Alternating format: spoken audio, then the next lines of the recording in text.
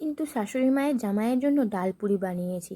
জানেন মজার কথা, ডালটা ছিলই না। খেসারি ডালের আমার শাশুড়ি মা ডাল পুরি করেন, ওনার রেসিপি শুনে শুনেই আজকে বানিয়েছি। কিন্তু আমার রেসিপিও এখানে যোগ করে দিয়েছি। মসুর ডাল ছিল বাড়িতে, মসুর ডালও দিয়ে দিয়েছি এর মধ্যে, আর হাফ খেসারি ডাল ভিজিয়ে রেখেছিলাম প্রায় রাত থেকেই। রাত থেকে ভিজিয়ে সকালবেলায় তো সকলে 8টার সময় নাস্তা করবে, ব্রেকফাস্ট করবে, তার জন্য ভিজিয়ে রেখে দিয়েছিলাম রাত থেকে। এবারে চলুন রেসিপিটা রেডি করে নেওয়া যাক। প্রেসার কুকারের মধ্যে একটুখানি নুন আর হলুদ দিয়ে একটুখানি জল দিতে হবে। এমন জলটা দিতে হবে যেন জলটা ওটার মধ্যেই মরে যায়, মানে ডালটা পুরো টেনে নেয় জলটা আর সিদ্ধই হয়ে যায়। যেহেতু রাত থেকে ভিজিয়ে রেখেছিলাম তার জন্য একটা সিটি দিলেই যথেষ্ট। এবার আপনাদের প্রেসার কুকার অনুযায়ী আপনারা দেবেন। এখানটায় আমি নিয়ে নিচ্ছি 3 থেকে 4 চামচের বাটি ময়দা, তারপর আটা বলছি, এক্ষুনি আটা বলতে গেছিলাম জানেন। তারপরে দিয়ে দিলাম এখানে সুজি, একটু ঘি দিয়েছি এখানে, নুন, চিনি আর তেল 3 চামচ। ঘি দিলে সেন্টটা খুব সুন্দর আসে, একটা ক্রিস্পি ব্যাপারটা থাকে, একটা অন্যরকমই স্বাদ লাগে মুখে, খুব ভালোভাবে আটাটাকে মেখে নিয়েছি। খুব শক্তও করিনি আবার খুব পাতলাও করিনি, তবে হ্যাঁ গুনগুনো গরম জল দিয়ে কিন্তু আটাটা মাখতে হবে, ওয়ার্ম ওয়াটার। ওকে, তো এখানটায় ভালোভাবে এমনভাবে আঙুল দিয়ে দেবেন যেন ওটা বাউন্স করে আবার ফেরত আসে আপনার কাছে, ওই আটাটা, অন্য কিছু না। তো এখানে দেখুন জলটা এত সুন্দর দিয়েছিলাম যে ওখানেই সিদ্ধ হয়ে গেছে। আর একটু দানাদার টাইপের রাখতে হবে। একটা মশলা বানাবো, জিরে, লং আর শুকনো লঙ্কা, আর কোনো মশলা এতে অতটা লাগবে না। এই মশলাটাই শুধু দেব। আপনারাও করে দেখবেন বাড়িতে, দেখবেন অবশ্যই ভালো লেগেছে। এখানে 2 চামচের মতন তেল দিয়ে দিলাম, দিয়ে দিচ্ছি একটা এলাচ ফাটিয়ে আর আদা কুচি। খুব ভালোভাবে নাড়তে হবে। এটা একটু পুর করতে সময় লাগে, কিন্তু ধরে ধরে ধৈর্য ধরে ধরে করতে হবে।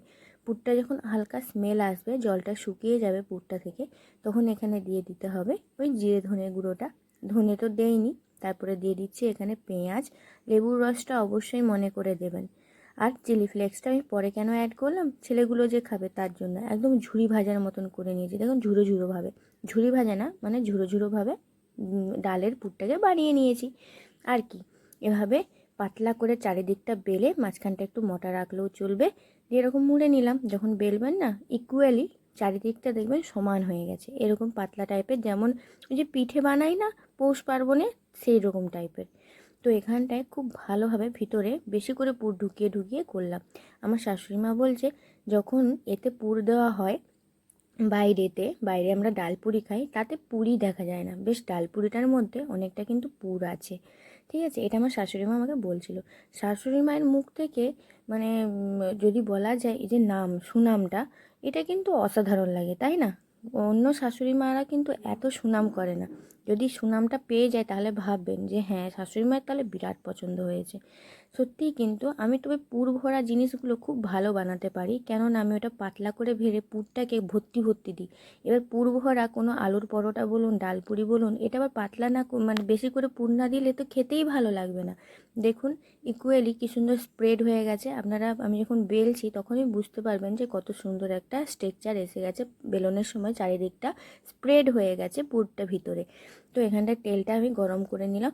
এমনভাবে তেলটা গরম করবেন যেন একটা ছোট্ট আটার লেচি দিয়ে দেখবেন সঙ্গে সঙ্গে যেন ও ডিপ হয়ে বাপেস ফিরে আসে তেলের উপরে ভেসে, নিচে থেকে তাড়াতাড়ি যেন উঠে পড়ে, এরকম টাইপের। এবারে কি ফুলকো ফুলকো ফুলকো করে এরকম লুচিগুলো ভেজে নিলাম, ওই পুরিগুলো ভেজে নিলাম, ডাল পুরিগুলো খুব ভালোভাবে এরকম লাল লাল করে ভাজবেন। আপনাদের যতটা লাল পছন্দ ততটা করবেন, তবে আমার বাড়িতে না একটু কম, সাদা আর লাল ভাবটা একটু কম খায়, তার জন্য এরকম ভেজেছি। তাহলে কেমন লাগলো আজকের রেসিপি অবশ্যই জানাতে ভুলবেন না কমেন্টে। যদি ভালো না লেগে থাকে তাহলে সাবস্ক্রাইব করতে হবে না, যদি ভালো লেগে থাকে তাহলে বলার কিছুই নেই, লাইক সাবস্ক্রাইব করে যাবেন। আর যদি না ভালো লেগে থাকে তাহলে আনলাইক করবেন।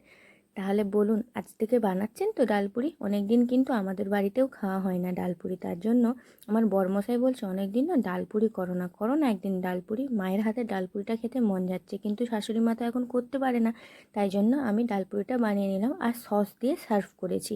আপনারা চাইলে রাবড়ি জিলাপি যাই হোক বাজার থেকে আনিয়ে নিতে পারেন, আমাদের বাজারটা একটু দূরে, তাই জন্য আমি আজকে সস দিয়ে বানালাম। দেখুন ভিতরের পুরটা কত সুন্দর হয়েছে। আর অবশ্যই ওই মশলাটা দেবেন। তাহলে আসছি আরেকটি ভিডিও নিয়ে, টাটা।